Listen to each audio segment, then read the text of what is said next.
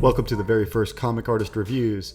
I was going to do a weird intro that explained exactly my experience and exactly what I'm trying to do here, but let's just keep it short and sweet this time.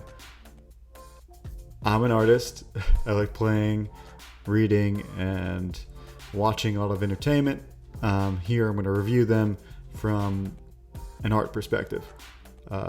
That means that a lot of what I'm critiquing is going to be art-based, but I will also be critiquing the overall experience. If it's a game, going to be critiquing the gameplay.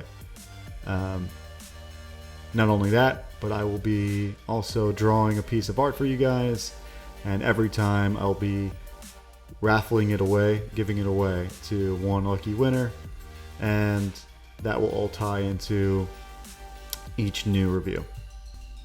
This Comic Artist Review is brought to you by Star Circuit. It's my very first creator-owned comic that I'm excited to tell you guys about. It's going to be funded on Indiegogo in the coming months, and I just want to give you guys a teaser that I've just released on my channel.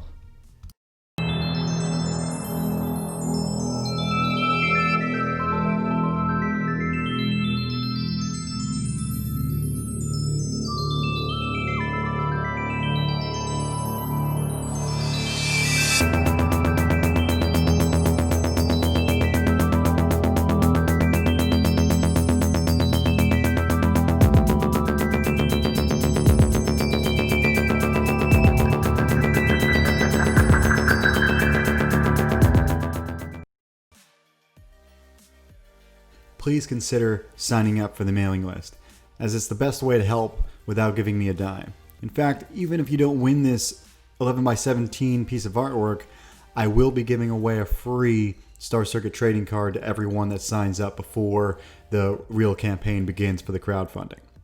Also, I want to let you know that I do have closed captions, and they are not the crappy auto-generated ones, but they are custom, and it should help the audio if my mumbling gets to you. So with all that out of the way, let's get into the first comic artist review of Blasphemous.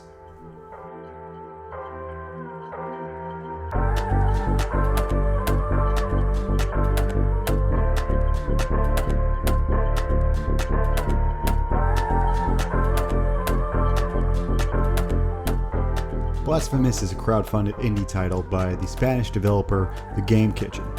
While I'm reviewing this on the Nintendo Switch, which was ported by Warp Digital, there are other versions of this game which have a totally different experience.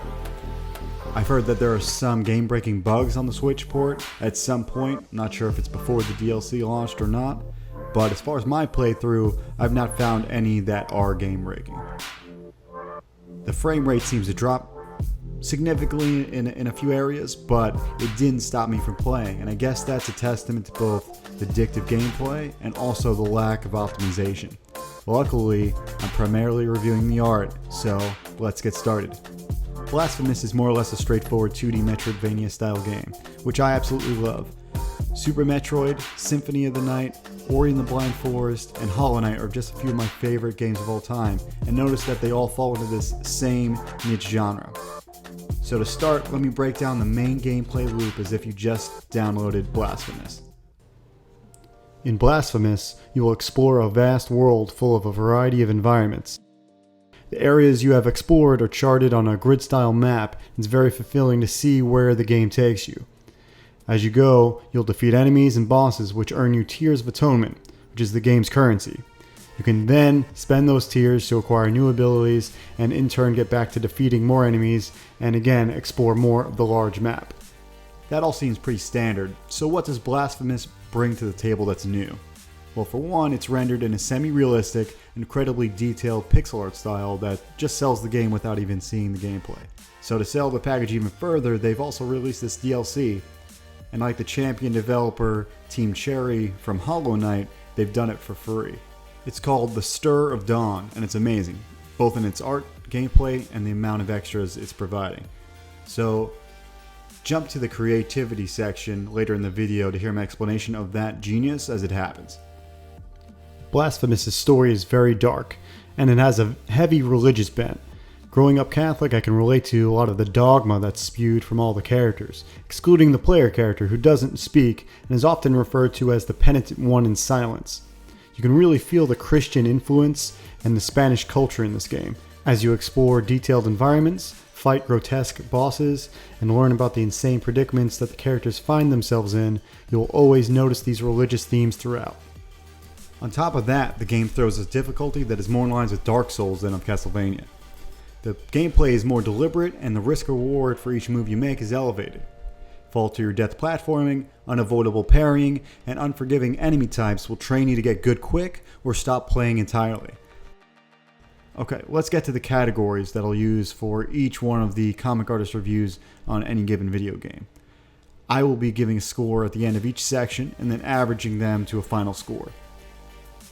But mostly I'll be sharing my recommendations and complaints that I have with any part of the art or gameplay. The categories are design, which is how well is the art made to not only look beautiful but also serve its purpose for the story and for the gameplay. Next is presentation. How readable and interesting is the UI, menus, and overall feeling of the experience. Number 3 is creativity. Did the creators use their restrictions to fuel new ideas and originality? Number 4 is animation.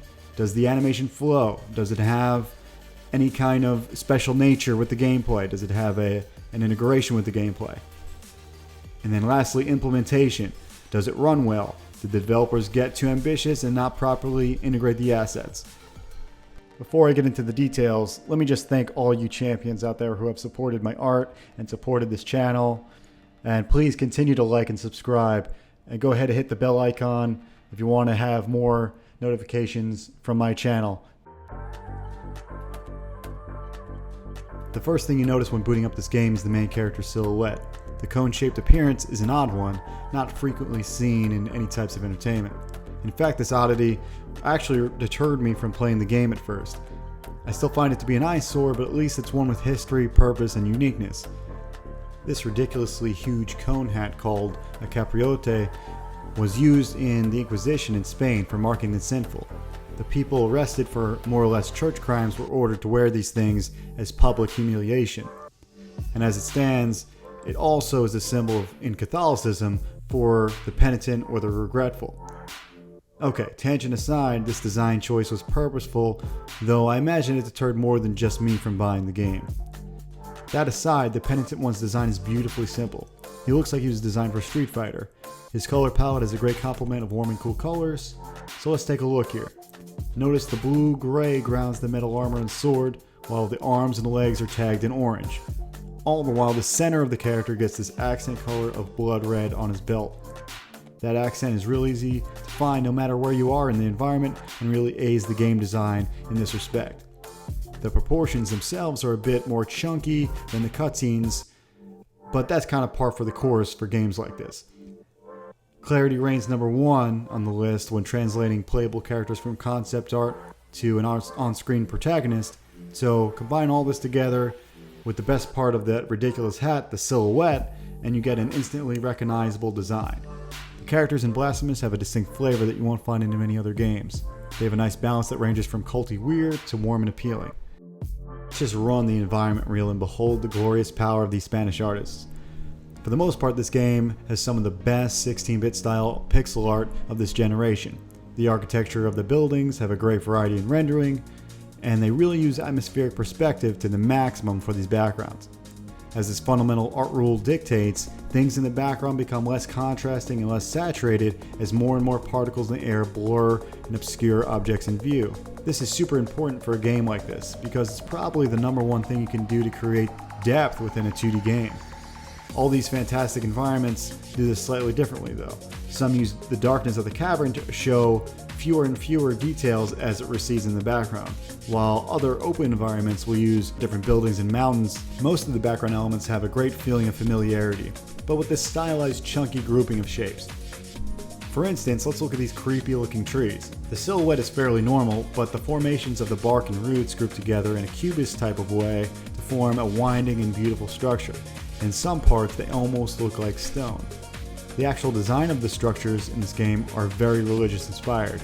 Almost every area is full of arches, ornate moldings, stone pillars, and grand doorways. This art is consistent and beautiful, and never once did I think that the environment art was lacking.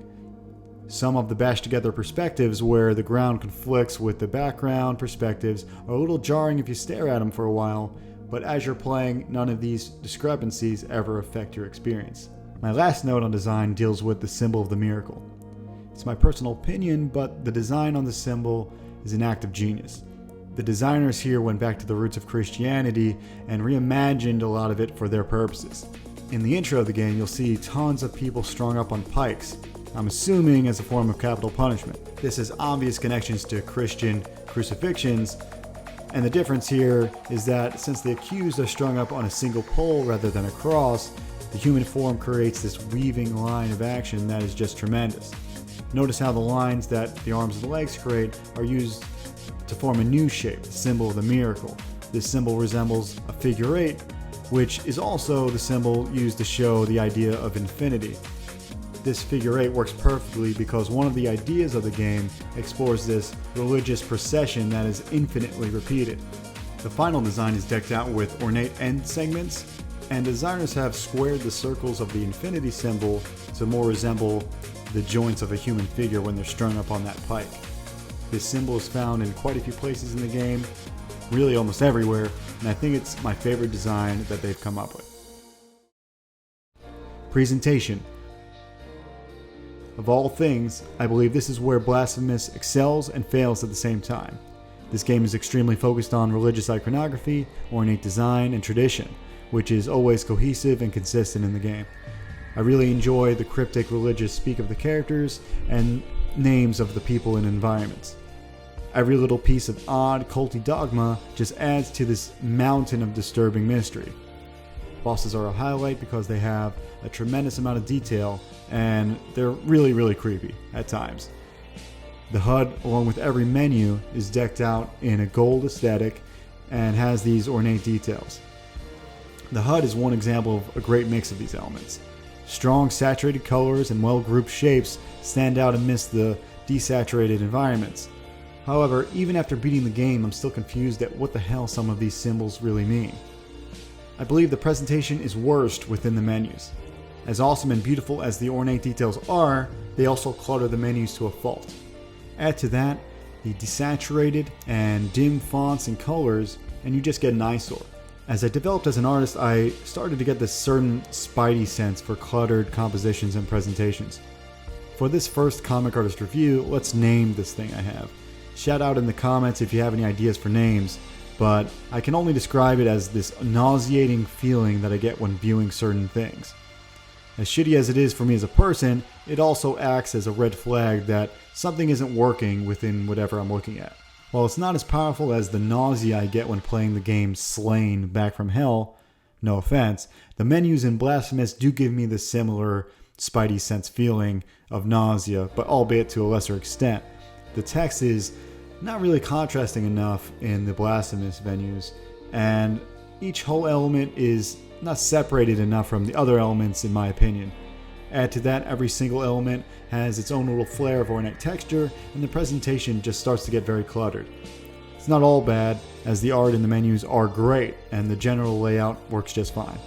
And my last point on the subject, you're in these menus a lot, and I mean all the freaking time.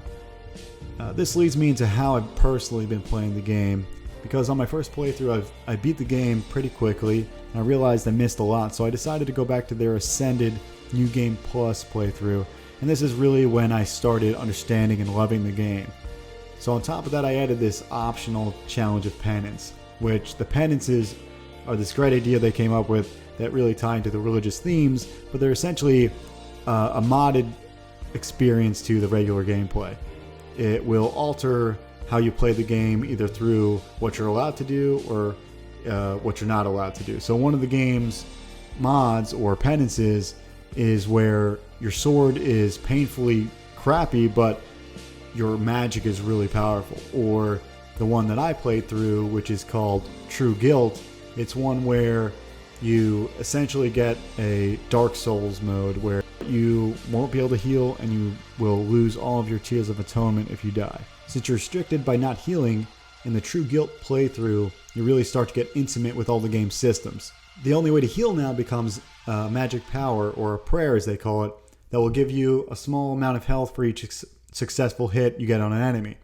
This works well enough, but you tend to lose just as much as you gain if you go into a situation without having a good game plan.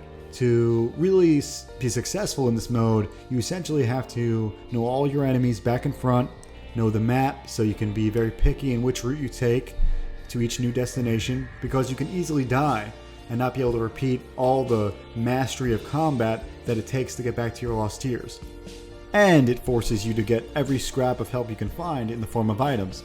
Honestly, the first 3 hours were painful. It takes a lot to get into this healing mindset of scarcity. And contrarily to everything, this is when I really started liking the gameplay and really when I thought it was at its best. Anyway, this brings me full circle, back to why the menus and the whole item equip system could use some more love. With this True Guilt playthrough, I'd really had to be switching between prayers, relics, and items multiple times even within one battle. So that means opening up the menu, finding the tab, then finding the right item I need, and getting back into the gameplay. It felt like I was playing Mega Man 2 on crack. Not only did I need to switch prayers for defensive and offensive maneuvers, but I also had to make sure that I had the right passive assists to make the battle go just the right way. To conclude the presentation, the overall game is perfect, with its themes and flow, but since there's no quick swap methods for switching between prayers, you're forced to use this worst part of the game, the menus. I think this is the #1 problem with the game.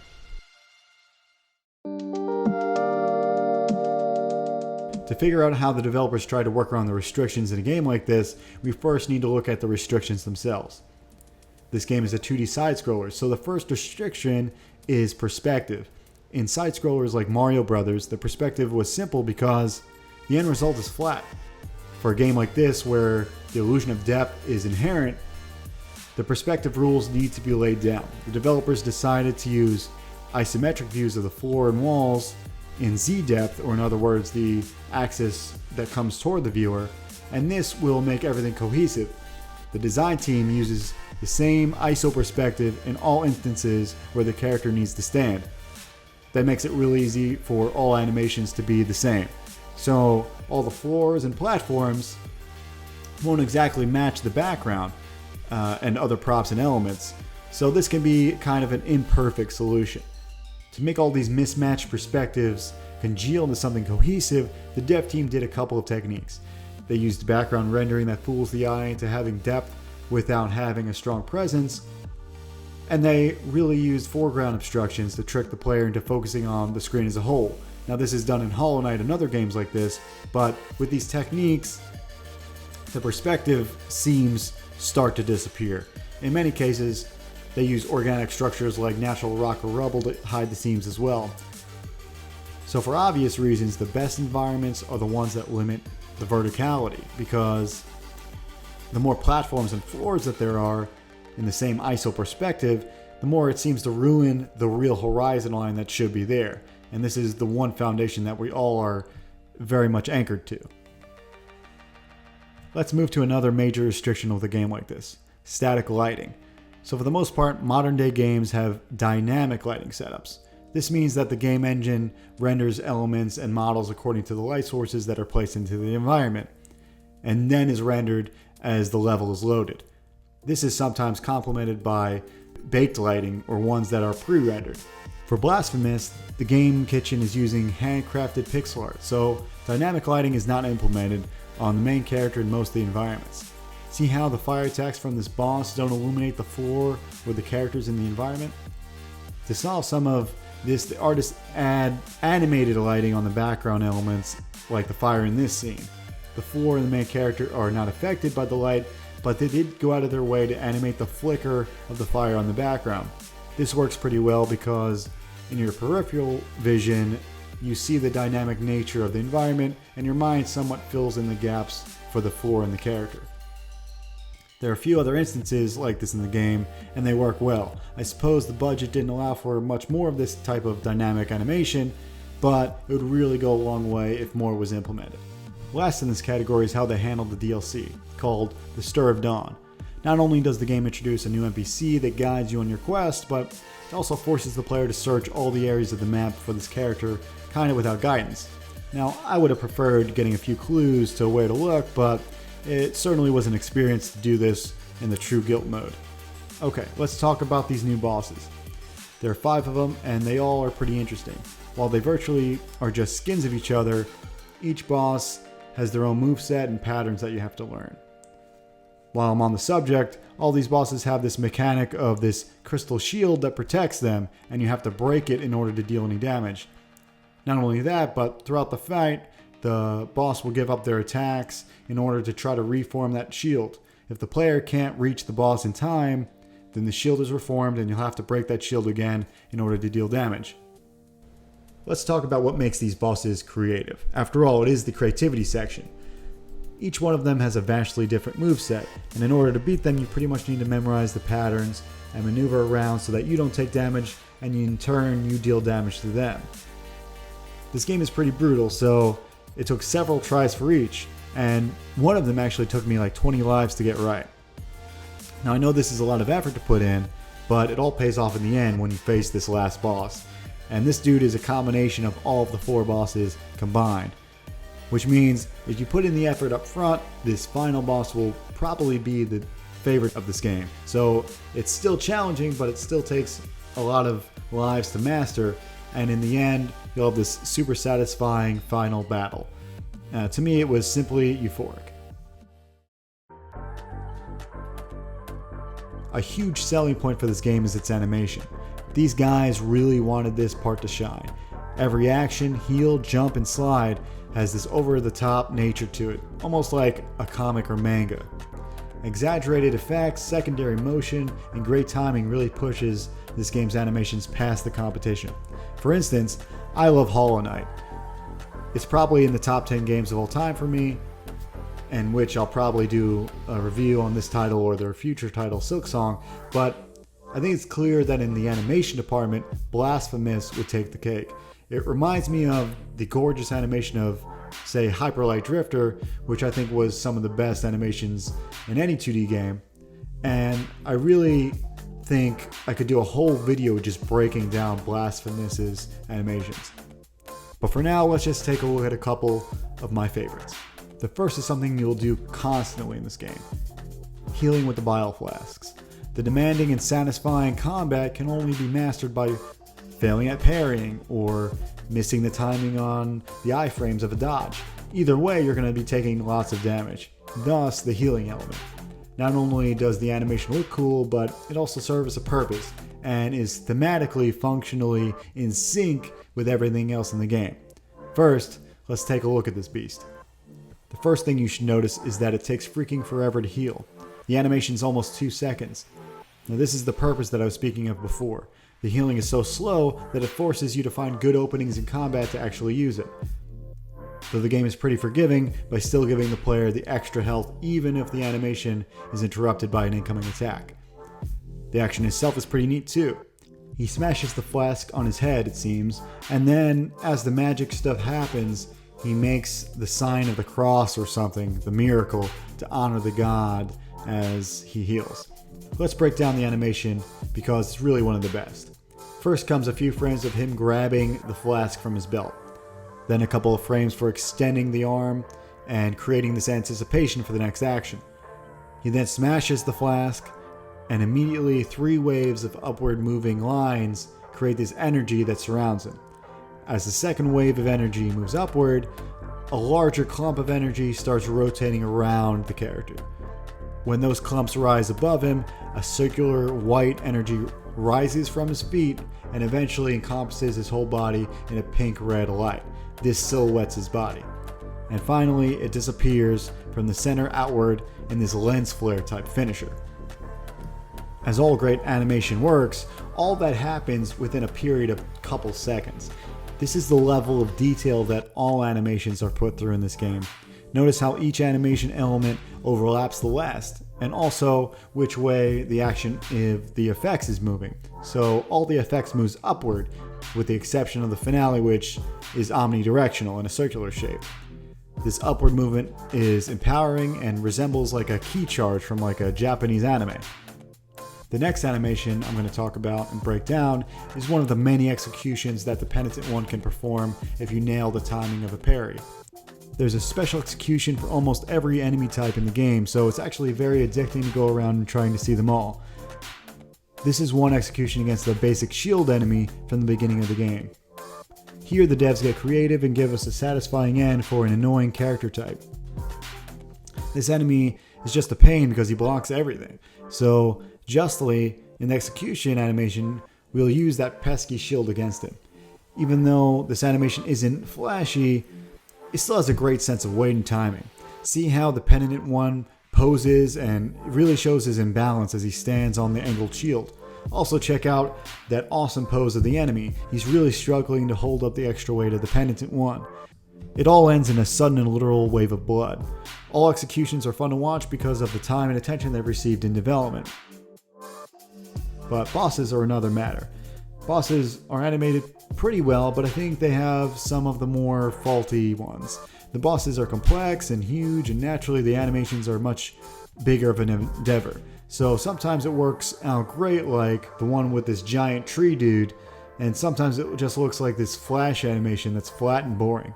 For the most part, the game's motion and attention to detail in the animation works with the gameplay. Which brings up this other side of the animation, the cutscenes.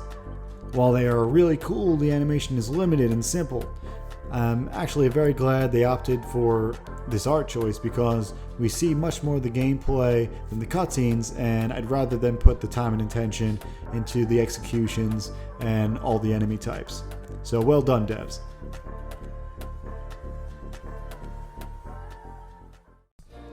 Implementation.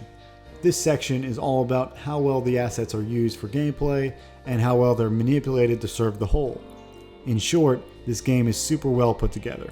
From the start, the flow of the Penitent One's run cycle feels just right. His attacks are snappy, and the block parry has a great timing. Clearly, all the animation pays off, and when it comes to the actual combat, it's just great. I mean, the game's combat is nearly perfect. However, there's a couple of issues that I've come upon that doesn't break the game, but does get pretty annoying. I found that after you perform an execution, you have some frames where you're vulnerable to attack. For several frames after you finish an execution, you're just unable to move, and at the same time, you don't have any invincibility or iframes. That's a huge annoyance because it doesn't incentivize the use of the execution. Maybe that's done on purpose, and I don't really know why, but either way it gets annoying. Just like in combat, traversing the environment is also a freaking pleasure. Again, this is only a couple of instances where the game fails you, but there's like this auto lock feature that happens when you're near a ledge, and the Penitent One will snap onto them. There are several locations where in the game you have to fight a guy or a couple of guys on the ground while there's other platforms above you. As you attack these enemies, you may jump and try to dodge an attack, but instead of jumping out of the way of harm, you will automatically ledge grab unintentionally. So while you're on the ledge, you're vulnerable. So grabbing one in the middle of a fight usually means some extra damage, maybe even death. The only other hiccup I've come upon is probably a part of the Switch port. At least I'm hoping. The game, for some reason, has a problem with collision on some of the moving graded platforms. Now, this is when your character will simply just fall through the platform, and I've only seen it happen once or twice, but when it comes to instant death and a really brutal game, this is inexcusable. So this wouldn't be much of a problem if there weren't areas in the game that you had to go through.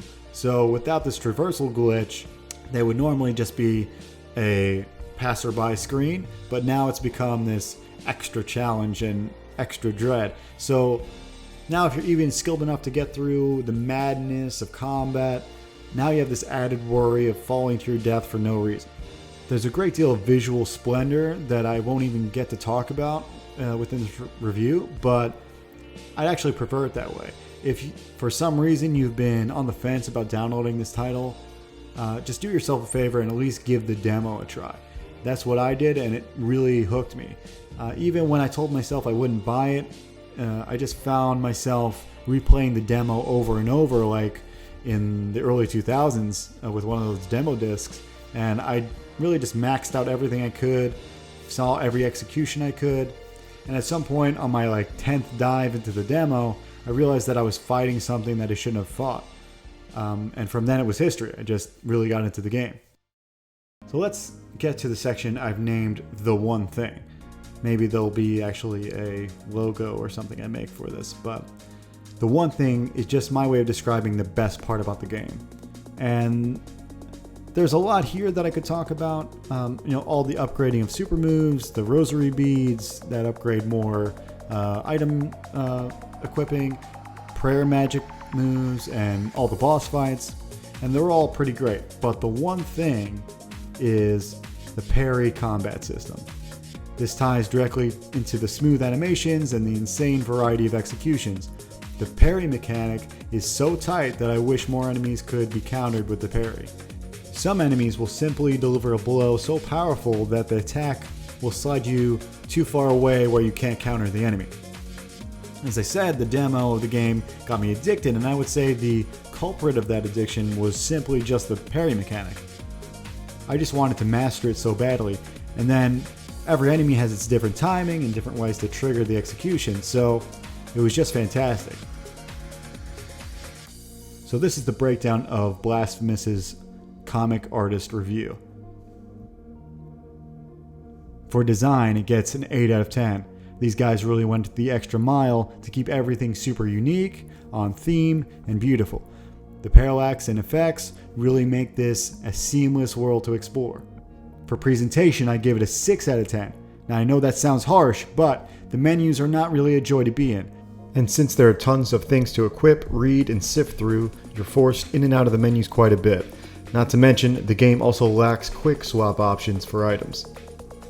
For creativity, I give it an 8 out of 10. Between the lighting, perspective bashing, and all the crazy bosses that I didn't want to spoil, Blasphemous is an adventure game that has thought up some cool solutions to the old problems of the genre. For animation, it gets a 9 out of 10. And in an action game, the animation should be on the top of the list to get right. And the Game Kitchen clearly got this memo, and they really have made some of the best pixel art animations in the industry. For implementation, I give it a 7 out of 10. Depending on which Switch port you got with the different patch or with the different bugs. For me, Blasphemous has very few game bugs, and the couple times I've encountered it, it didn't really affect that much of the game. Now, the auto lock ledge grab is another thing. I think that really does hold back combat a bit, and that's why I'm really bringing the score down to a 7. Overall, Blasphemous is a great action game, a great Metroidvania game, and I give it an 8 out of 10. Well, that's it for the review. Now let's look at the final fan art. So thanks for joining me. Remember to sound out in the comments if you agree or disagree with my art analysis, and if you have any cool ideas on what to call my art spidey sense. Please like the video if you dig this sort of thing, subscribe and smash the bell. Also, head over to starcircuitcomic.com/signup. Right now, sign up for the mailing list. You'll get a chance to win the great piece of fan art for Blasphemous, as well as a free trading card for Star Circuit. Thank you for all the support. You guys are great. Keep drawing, reading, playing, and dreaming.